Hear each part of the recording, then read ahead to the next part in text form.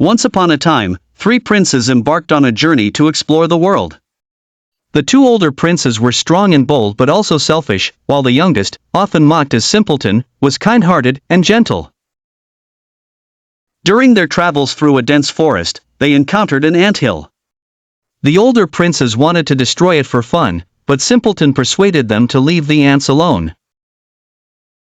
They continued their journey and came across a lake with peaceful ducks.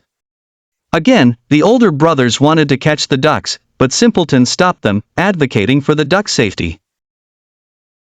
Their next stop was a tree with a beehive.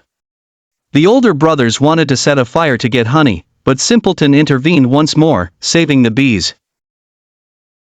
The brothers arrived at an eerie, abandoned castle with a room full of stone statues, people turned to stone by a curse. An old man explained that to break the curse, they needed to complete 3 tasks. The first was to collect 1,000 pearls scattered in the forest within a day.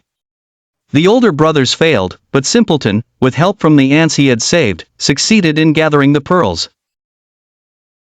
The second task was to retrieve a key from the bottom of the lake. The older brothers failed again, but Simpleton was aided by the ducks he had previously spared, who retrieved the key for him. The final task was to identify the youngest and most beautiful of 3 identical princesses sleeping under an enchantment. The older brothers were puzzled, but Simpleton remembered the beehive and saw the queen bee he had saved land on the lips of the youngest princess. Simpleton pointed her out, completing the task. The curse was lifted, freeing the stone-turned people.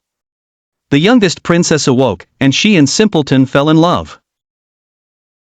The king, grateful for Simpleton's kindness and bravery, declared him the princess's husband and heir to the throne.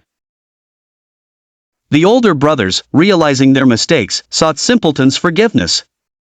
Simpleton, in his kindness, forgave them, and they all lived happily ever after.